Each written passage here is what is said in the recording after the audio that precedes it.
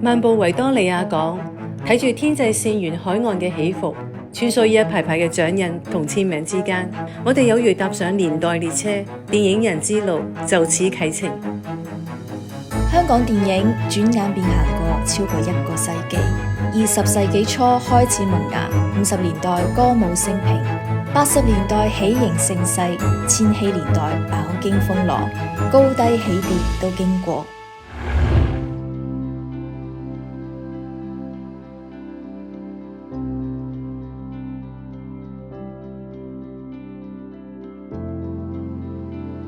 Hello， 大家好，我係吳子墨 Momo， 我係一個編劇同埋演員。自細咧我就好中意香港電影啦，咁受到香港電影嘅薰陶，所以2007年咧我就嚟到香港浸會大學電影學院讀電影啦。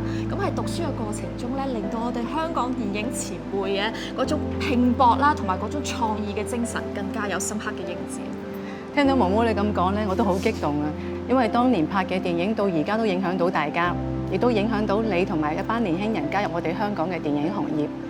其實咧，我入行已經30幾年㗎啦，但係我對電影嘅呢份初心咧，依然係冇變嘅。我記得當年咧，香港係好興一啲動作片啊、武打片嘅。咁好多男士咧入戲院睇完之後咧，都會覺得自己好似英雄咁樣啦。而我哋女士咧睇咗好多皇家師姐嘅電影啊，都會咧覺得自己咧又好似女警察咁樣咁打得嘅。係啊，梁真姐姐其實你係我偶像嚟㗎。係啊，係啊，多謝你。你嘅處女座黑貓咧，嗰陣時你做咗一個好有型嘅 CIA 啊，叫做 Catherine 㗎嘛。嗰陣時你攞到金像獎嘅最佳新人獎嘅。係啊。同埋咧，你建立咗呢個電影武打女演員嗰種形象啊，將嗰種年輕女演員啊花瓶嚟嘅嗰種形象係顛覆咗嘅，真係好勁啊，好有型啊！多謝晒啊！講翻黑貓啊，因為其實黑貓呢一套戲咧係我第一套電影啦。咁當時我係冇受過演藝啊同埋動作訓練嘅。咁當時咧只係訓練咗大概1個星期度咧，我就去加拿大開始拍我呢一套電影啦。咁其實拍戲亦都會有好多難忘嘅經歷啦。咁其中有一個經歷我自己到而家都係好中意嘅，就係喺現場同一班 crew 一齊拍戲。個感覺咧係好似一家人咁嘅呵。咁再講翻，其實咧黑貓咧我亦都遇咗好多好難忘嘅經歷之餘咧，其中有一幕咧我就好記得好清楚嘅。咁當時咧我喺香港一個地盤嘅大廈，咁喺40層樓高啦，咁跟住我要喺個吊臂度咧係要爬出去，咁啊當識一個物件喺度。咁當時咧動作指導咧就睇到個 cam 裏邊咧，我因為要行出個吊臂度咧，要綁要 set 個威亞等我安全啲啊嘛。咁但係當時武術指導睇完之後咧，就覺得可唔可以唔 set 威亞咁行出個吊臂？因為如果見到咧就唔似一個特工啊嘛。咁我當時就話冇問題啊 ，OK 啊咁樣。後尾我啲朋友睇電影之餘咧，就睇到點解你冇攬安全？即係你當然suppose係唔應該睇到威亞嘅。咁但係當時佢問你有冇 set 威亞咁樣？我話冇啊，咁樣行出去咯。咁朋友同我講話，你真係唔驚跌落去嘅咁樣。嗰幕咧就係我覺得係最難忘咯。因為好似 roll 咗機之後咧，你就唔係你自己啦嘛。係啊，演員就係有種奇怪嘅特質㗎嗬。一 roll 咗機之後咧，咩都忘記咗㗎啦。你變成 Catherine 啦。係啦，變咗特工咁樣啦。咁除咗 Catherine 咧，你之後做咗好多電影啦。冇錯。即係譬如話《重金屬》入邊嘅警花啦，《赤燭驚魂》入邊嗰個督察阿雪啦。冇錯。其實邊個角色咧，你覺得印象最深刻咧？最深刻當然係黑貓啦，因為我遇到我嘅伯樂德寶電影公司。德寶電影公司係製作咗好多皇家師姐電影嘅系列嘅，亦都創造咗好多動作女演員，其中有台灣舞蹈出身嘅楊麗菁啦，亦都有因為《臥虎藏龍》而揚威國際，而今年2023年獲得奧斯卡最佳女主角嘅楊紫瓊。講到《臥虎藏龍》不得不提呢一套電影嘅武術指導袁和平導演啦。咁佢出身武術世家啦，佢被譽為天下第一武指啊。其實佢係香港動作片嘅信心保證嚟嘅。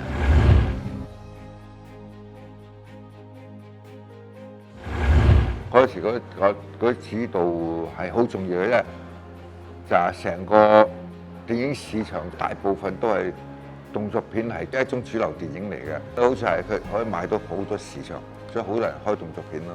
當時嗰陣時好多動作指導都升咗上去做導演啊，冚唪唥做導演或者有啲甚至做監製添。即係嗰陣時喺動作片係百花齊放嘅，時裝、古裝啊，或者民初裝啊，嗰啲動作片都好多人喺度拍嘅。八爺咧係中環咗我哋香港影壇咧60年，亦都為過60多部嘅電影咧做過武術指導嘅。八爺佢不斷推陳出新，引領咗數個時代嘅動作潮流。而家佢仲未有退休嘅意向㗎，佢會以更多嘅智慧同力量，創造出更多嘅經典。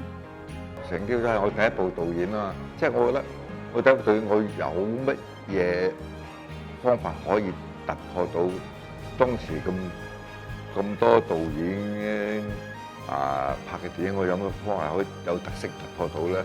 即係嗰時張徹嗰啲血腥動作片啊，胡金銓嗰啲藝術啊，咁我有咩突破？即係我成日覺得我第一部導演我應該有一種新嘅俾觀眾欣賞係，所以我就諗，不如拍喜劇動作片啦。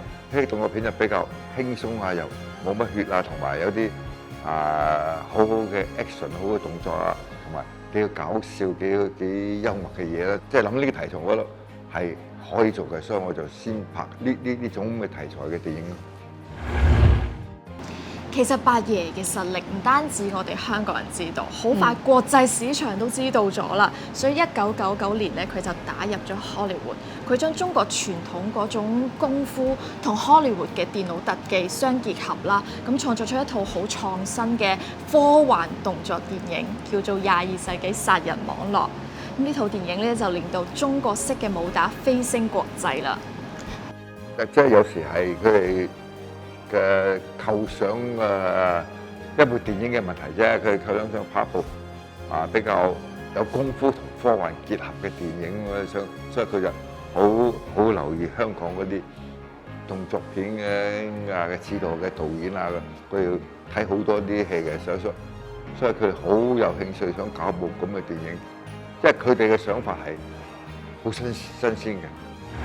八爺當時帶咗6位武師去到荷里活，嚴禁把控訓練嘅流程，亦都將我哋香港吊威亞嘅技術帶到荷里活。22世紀殺人網絡一上映呢，就轟動全球，當時嘅收益達到係4億6千萬㗎。咁之後你睇到荷里活嘅電影呢，亦都會有我哋香港動作嘅呢個吊威亞嘅元素喺裏邊嘅。其實喺香港拍動作片咧，張藝賢咧就好少訓練嘅，唔需要訓練嘅。喺國內更加唔需要啦。即係唯一需要咧就係我喺美國拍嗰2部西片嘅時候咧，嗰啲演員就需要訓練咧。佢哋對功夫好陌生，佢好唔認識啊。我哋打拳佢打唔似樣啊，所以嗰啲演員即係我就要求佢哋冚唪唥要訓練先拍得，唔係拍出嚟盞死不像。出拳都唔似樣，咁全部冚唪唥訓練咗4個月到啦，全部由基本功開始做訓練起，跟住度埋每場嘅動作嘅招數俾佢哋練，打到熟晒先拍。其實3個地方都分別唔大嘅，即係我個人嚟講啦，香港就比較輕鬆啲嘅，就算啦喺中國嚟講就方便在我揾武師啊，揾動作演員啊都容易啊！即係喺動作培訓方面咧，喺中國係好好嘅，其實全部啲動作啊、打攬咩都係中國比較香港好啲嘅。美國又唔同㗎啦，美國嗰啲又另外一種比較係現代感嗰啲動作嚟嘅，但係有少少分別嘅係，其實係有㗎，佢係有好多元素嘅，即係好多元素即係可以俾我哋發展落去嘅。同埋睇下我哋用咩新嘅包裝落去。依家啲電影嘅市場要求越嚟越高，即係我哋一定要有啲新嘅包裝落去，先至可以吸引到觀眾去欣賞嘅。八爺手印啊！哇！好羨慕咧！好開心見到你啊！你係我好尊敬嘅前輩嚟㗎。係啊，唔好咁話。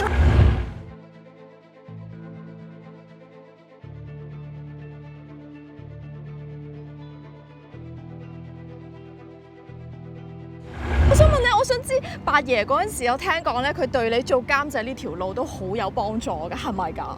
係啊。嗰時點樣㗎？你由一個武打明星變成一個監製喎。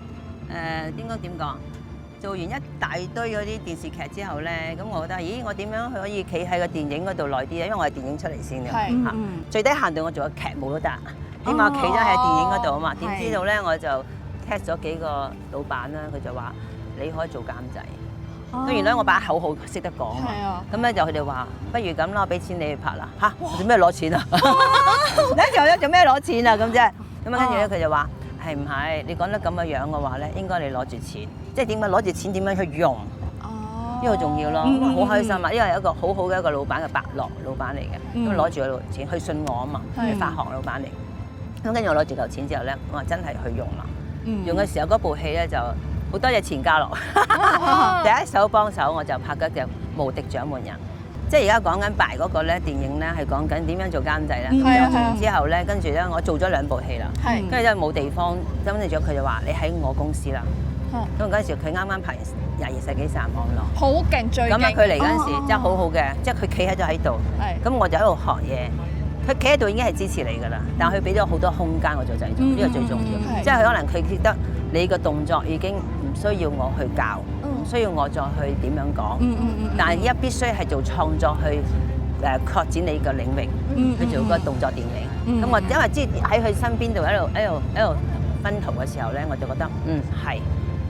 我哋跟個電影動作去做呢件事，咁咪點樣做咧？第一，因為我由9歲開始已經黐動作㗎啦，係特技人開始，知道啲9歲去到12歲，真正喺邵氏片場《十四女英雄》已經做緊替身啦。12歲嚇，咁啊跟住就程剛就程小東嘅爸爸，咁佢亦都係我契爺，咁咪變咗俾好多空間我。嗰陣時我覺得我自己替嘅時候咧，就好多男仔㗎嘛，小東就幫我，你做唔到我做啦，咁樣成長出嚟㗎，所以變咗嗰陣時嗰段時候我12歲咧，但係好多哥哥喺身邊㗎啦，梁小龍嗰啲好勁我哋，真係啲基礎好勁啊，即係喺基礎好勁嘅地方見到佢嗰陣時係冇任何啲 pad 㗎嘛，冇 pad 乜都冇㗎嘛，乜都冇㗎，全部徒手㗎，全部徒手㗎。咁嗰陣時咧，我哋嗰年代即係我12歲嘅年代，13、14嘅時候咧，嗰3年咧。個功夫片啦，係講緊唔係淨係香港做嘅功夫片啦，應該講緊係全世界做嘅功夫片啦。咁我哋好得意㗎，啲女主角咧必須要捱打㗎咋。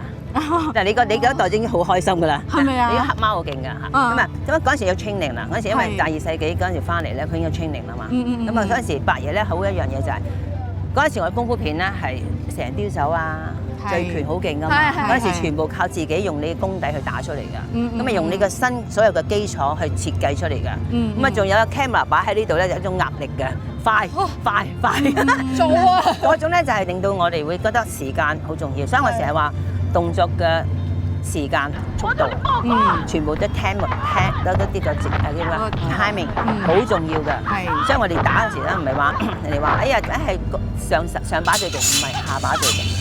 俾人打嗰個唔係，佢幫你打到幾靚啊！哦，係咪啊？例如即係好似平時，如果我哋打拳未必打得好勁，但係對方個反應大啲嘅時候，同埋咧佢幫你少少反應，幫助咗你嘅 touch 呢個位。依家呢一個咧就好笑咧，就係我最開心就係一幕啊！呢個係我鼓勵性嘅。佢要我喺72家房客，即係邵氏片場72家房客咁樣噶嘛個宿舍。咁我就會喺5樓追入范梅生，即係范少我爸爸。係嗰陣12歲追佢落嚟，即係喺2樓就出去外場攤落1樓落。咁啊嗰陣時咧，佢哋話：誒喂，你聽日要做呢個鏡頭喎。我話好啊，不過唔好等我媽咪嚟嗰時做。跟住我話：佢話佢驚我，我話你唔好俾佢睇到我做乜嘢。咁但係應承我俾一個係3尺台，3尺嘅闊面台，6尺高嘅台俾我，就喺下邊等我跳個台嘛。點知去到之後唔係啊！嗰個欄杆咧就出邊嘅外牆，佢俾個布天橋板，啲天橋板得咁細嘅啫嘛。跟住我落咗外牆落嚟嗰陣時，最好一個鼓勵性係咩咧？更加做得好，迪龍揸住個電單車，哇！嗰陣時最型啦，係咪先？哇！轉身就去到嗰個對住我跳嗰棟樓嘅對面停咗嚟，哇！幾鬼型㗎落車，咁望住我走咗去。咁原來咧，佢話我已經有名啦嗰度，佢望下啲靚妹做乜嘢，跟住做咗，所以而家佢都好錫我嘅。咁我教緊有陣時都同我呢個時候有陣時鼓勵我，佢係桃李滿門啦咁就，即係我哋係應該係教經驗。我係覺得係全世界一齊挑戰，唔係我一個人挑戰。係。咁如果我喺 TVB 做咗咁多難度動作，其實唔係我哋一隊 crew 或者係我一個人做，因為成隊 crew 做嘅時候，雖然就 back up。又有好多硬件 ，TV 好多硬件。你知佢一個 crew 出嚟嘅時候，佢唔係淨係話，我度拍個 crew，唔係前期工作做得好多，大家互相信任嘅，我要信你，你信我。冇錯冇錯。但係創作空間係睇唔到㗎。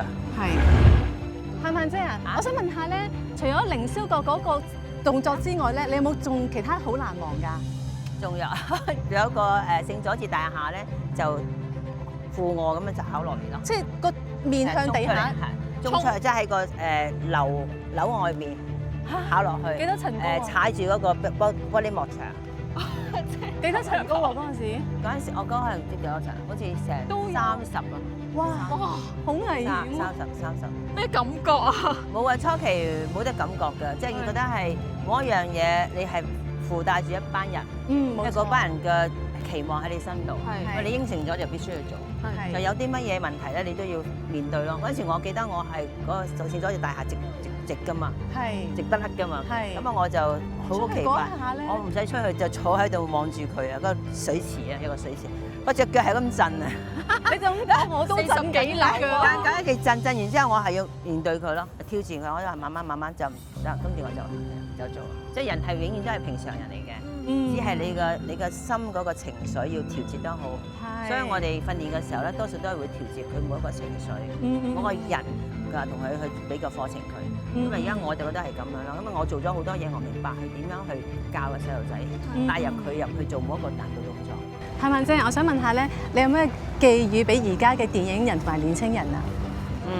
寄予我哋自己嘅電影人啦，必須要支持電影啦，電影要加油啦，同埋建設多啲嘅平台俾小朋友咯。小朋友你一定要加油，要俾心機，對電影不要放棄，永遠加油。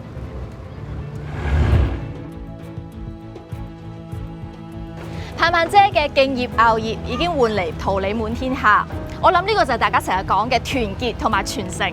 咁有咗前輩嘅鋪橋搭路，我哋呢啲後輩咧更加需要唔好咁容易放棄，繼續創作，咁先可以行出新一代電影人嘅璀璨之途。其實機會真係，即係我唔知啊，我覺得個個都有機會嘅問題啊！你會唔會把握到個機會向前走啫嘛？同埋你有冇咁嘅能力捉住呢個機會，將你自己本身嘅功夫或者題材或者你自己本身嘅能量啊發揮出嚟啦，人哋俾機會你，你自己要把握住嘅。我覺得大部分人都會有呢啲機會嘅。一拳一腳打出風雲變幻，一招一式揮出歲月流金。好多謝伯爺盼盼姐嘅分享，令我哋感受到電影嘅武術世界。下一集將帶大家去了解電影製作、出品同埋經營之道。來吧，來吧，來吧，我是電影人。